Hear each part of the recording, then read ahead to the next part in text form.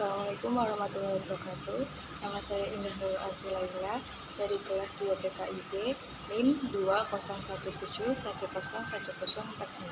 Di sini saya akan memaparkan 4 submateri, yaitu 1. Definisi hadis, sunnah, khobar, dan atsar.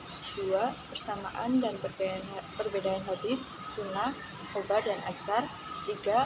Definisi sunnah menurut ulama hadis, ulama usul fikih, dan ulama fikih. Dan yang terakhir, yang keempat, struktur dan unsur-unsur hadis.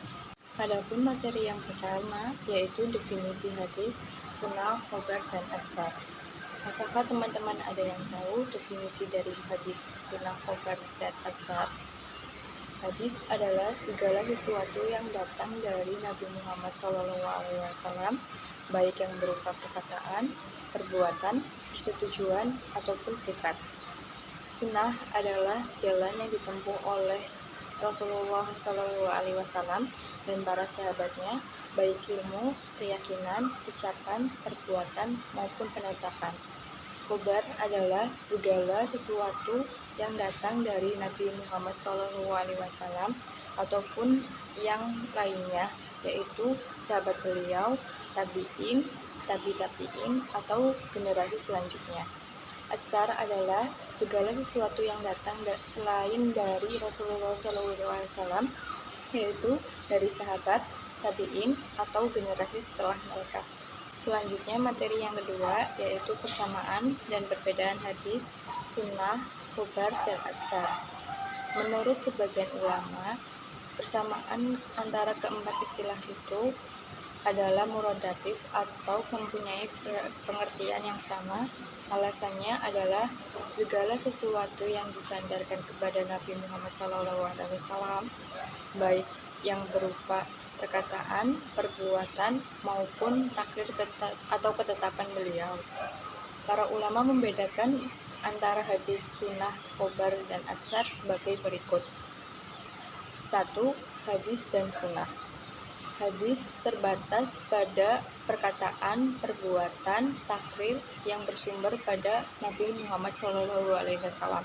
Sedangkan sunnah, segala yang bersumber dari Nabi Muhammad SAW, baik berupa perkataan, perbuatan, takrir, tabiat, budi pekerti, atau perjalanan hidupnya, baik sebelum menjadi rasul ataupun sesudahnya. Yang kedua, hadis dan khobar.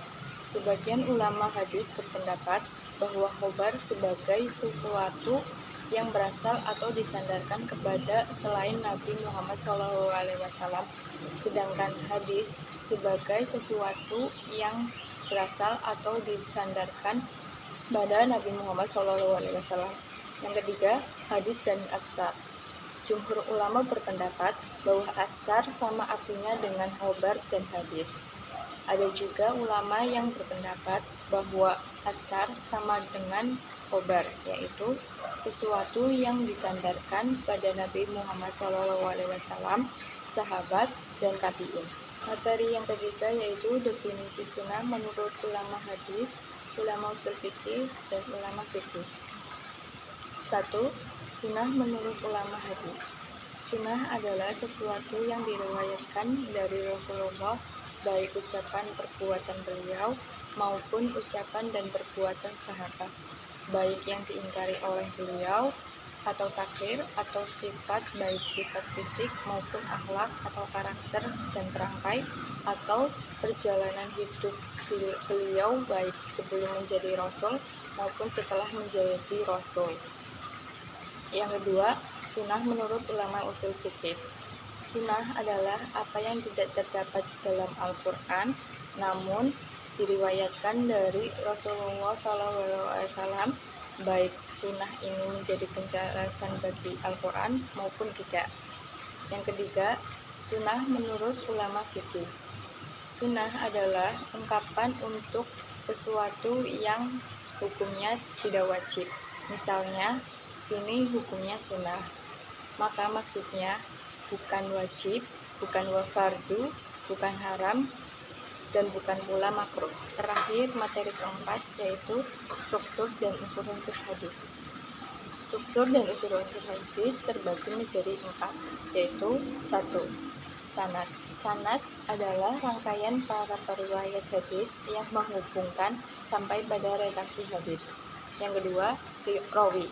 Rawi adalah penyampaian hadis atau periwayatan hadis, baik ia meriwayatkan melalui lisan maupun tulisan yang ia dengar langsung dari gurunya.